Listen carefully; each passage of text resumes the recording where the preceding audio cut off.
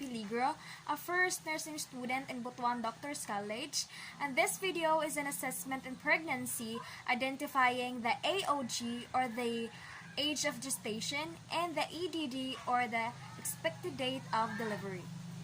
Definition: the age of gestation or the AOG or the gestational age is the length of time that a fetus grows inside the mother's uterus. It is the number of weeks fetus remained in utero. It is the measure of the age of pregnancy from the first day of last menstrual period or the LMP.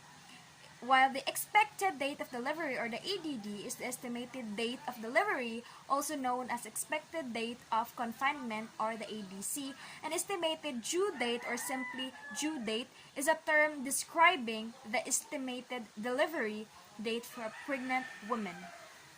Normal pregnancies last between 37 and 42 weeks. This is the date that spontaneous onset of labor is expected to occur. The purpose of this assessment is to assess growth and age of the following fetus, and also to determine if pregnancy is preterm, term, or postterm, and to have an idea when the estimated date of delivery. The materials or equipment needed are the tape measure and the calculator. Assessment. Number 1. Assess the knowledge of the patient. This is done to see if the patient has any prior knowledge of the operation that will be performed. Number 2. Assess both fetal and maternal responses. This will assist and reassuring the fetus status as well as determining whether the mother is suffering from any illnesses. Next is planning. Prepare the materials or equipment needed. It is to conduct the assessment easily and save time. Next is implementation. Explain the procedure to the mother. During the implementation, it is important to explain to the mother so that she will be aware of how the procedure works and also to know if she is willing and agreed to cooperate the procedure. Good day, ma'am. I am Charissa Gentiligro, your student nurse for today. We're going to do an assessment, four assessment, which are the McDonald's rule, Bartholomew's rule, Johnson's rule, Hayes rule, and we are also going to examine your expected date of delivery or the EDD, which we are going to use the Nagel's rule.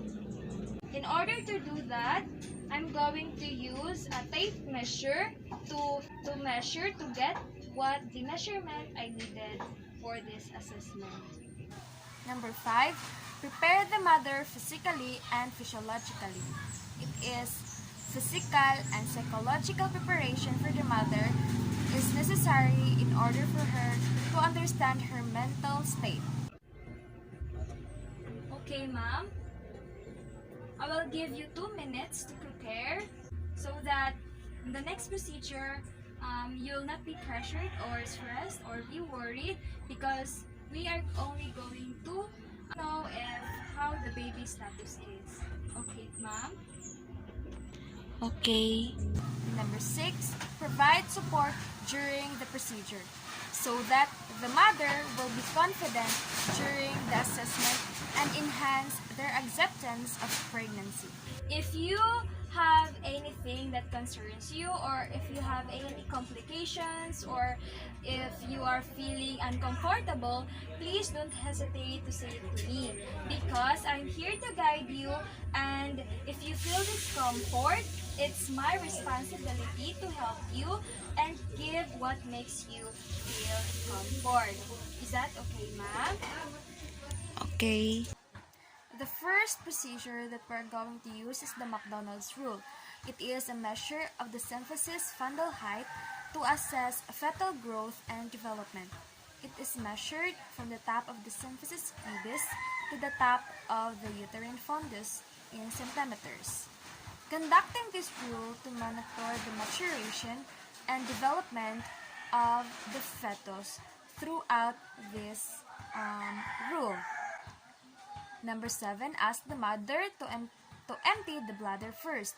The mother should be advised to avoid. An empty bladder promotes comfort and allows for more reduction examination. Before we proceed to the first procedure, which is the McDonald's rule, may I ask you first if you can empty your bladder so that the measurement will not be altered. If we measure the fundal height, if it is full, I already empty my bladder earlier. okay, that's good to hear, ma'am. Number 8, let the mother lie in supine position to make the pregnant client feel relaxed. Okay, ma'am, let me help you lie with the supine position so we can start the measurement.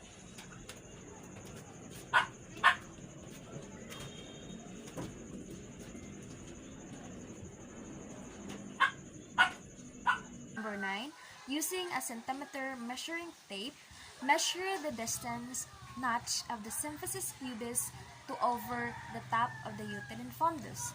It is to calculate the distance between the pubic bone and the very top of the uterus. Okay, thank you.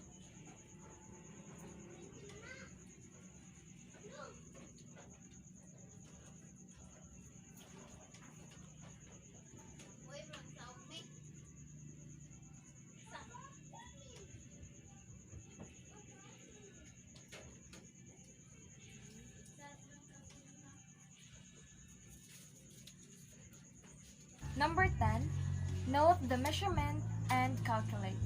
Letter A, formula. First, in identifying the age of gestation in months, the fundal height in centimeter times 2 divided by 7. Number 2, the age of gestation in weeks. Fundal height in centimeter times 8 divided by 7. This is important so that the calculations will be accurate. Note that greater fundal height than age of gestation, meaning multiple pregnancy, miscalculated due date, LGA infant, hydramnios, or HMO, while the lesser fundal height, meaning SGA, pregnancy length miscalculated, or an anomaly is developing, or IUGR, intrauterine growth restriction. Okay, ma'am, we're going to proceed to the next procedure, which is the Bartholomew's rule. The next procedure is the Bartholomew's rule of Worts. It is a rule for determining the age of gestation, or the AOG, by measuring the height of the fundus of the uterus. This method will help to estimate the age of gestation relative to the height of the fundus of the uterus above the symphysis pubis.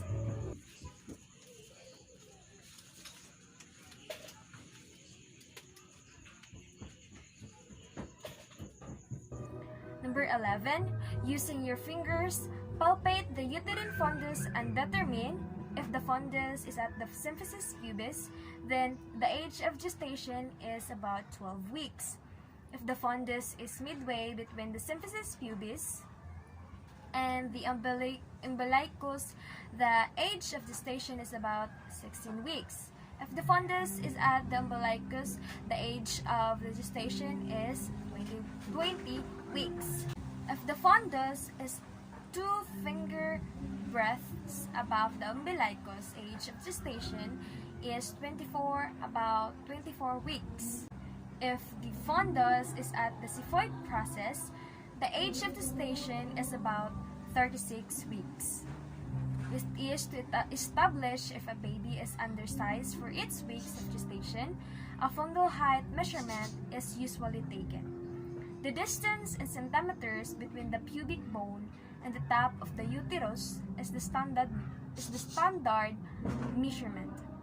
Note: 6, 7, 8, 9 months level of fundus above umbilicus. 1, 2, 3, 4, 5 months level of fundus below umbilicus. Descent, meaning more than 36 weeks, and 37 to 40 weeks is the ideal age of gestation. Okay, ma'am. We will now proceed to the third procedure, which is the Johnson's rule. Letter C, which is the third rule, the Johnson's rule. It is the fundal height measurement that can be used to estimate fetal weight using Johnson's formula. Johnson's formula requires the height of the fundus in centimeter and station level to complete the calculation.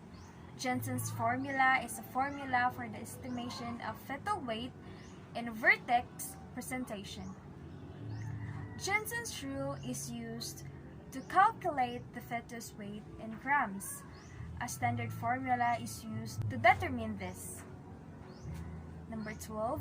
Measurements are made during uterine relaxation of the patient when in labor. Number 13. Measure from the upper edge of the symphysis pubis following the curvature of the abdomen with a tape. And number 14, with your upper hand placed firmly against the top of the fundus with a measuring tape passing between the index and middle fingers.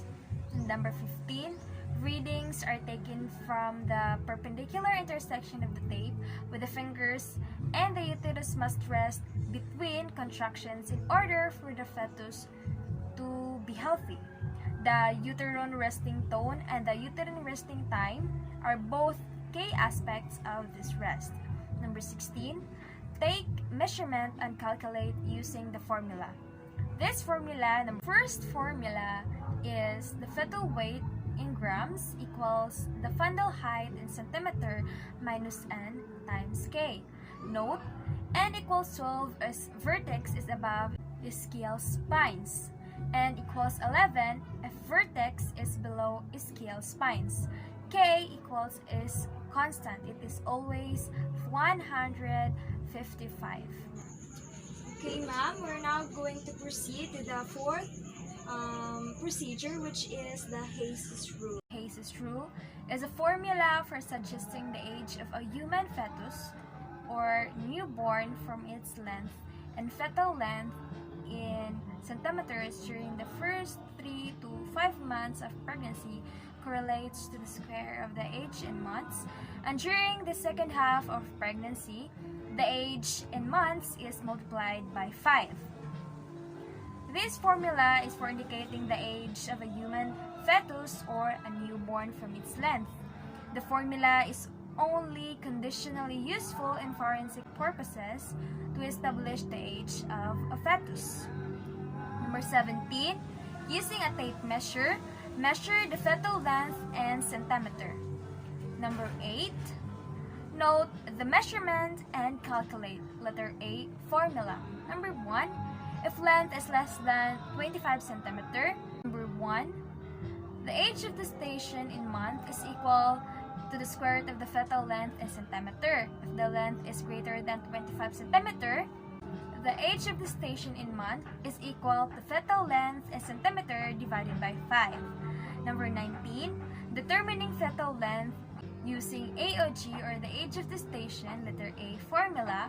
Number 1, for first 5 lunar months of pregnancy use. Number 1, crown heel or CH, length and equal to age in lunar months squared. And number 2, for second half of pregnancy use. Number 1, crown heel CH, length and centimeter equals the age in months times 5.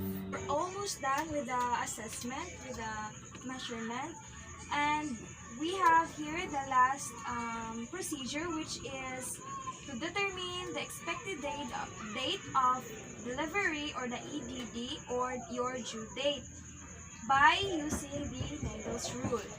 And the last procedure that we're going to do is the examining of the expected date of delivery or the EDD or the expected date of confinement or the EDC by using the Nagel's rule. Nagel's rule is the standard way of calculating the due date for a pregnancy.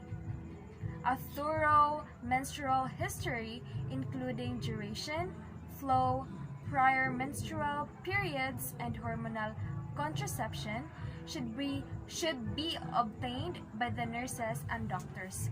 Number 20, determine the first day of the mother's last menstrual period or the LMP. I ask ma'am if when is the last time of your menstrual? I think it is on October 21. Okay. 21. If the LMP falls on January to March, the first formula is EDD equals LMP plus 9 months plus 7 days. Number 22. If the LMP falls on April to December, the formula is EDD equals LMP minus 3 months plus 7 days plus 1 year. Number 23, the result is approximately 280 days or 40 weeks from the start of the last menstrual period. Okay, ma'am, we are now completely done with the assessment. Thank you for being calm and being cooperative. And again, if you have any concerns or any questions, don't hesitate to ask me. Congratulations, ma'am. Thank you.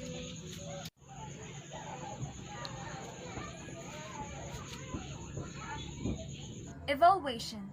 Make sure that data are accurately calculated. It is to avoid false information about the pregnancy of the client.